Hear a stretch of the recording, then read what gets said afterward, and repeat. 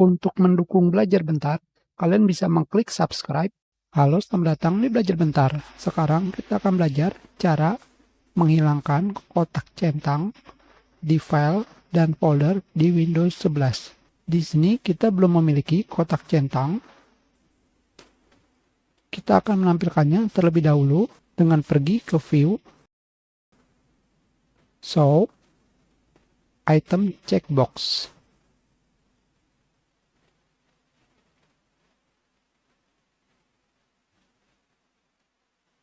Sekarang di sini setiap folder ataupun file memiliki kotak centang.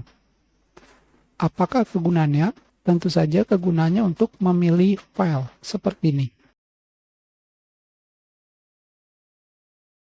Dengan cara ini kalian tidak perlu melakukan menahan tombol Ctrl plus klik kiri.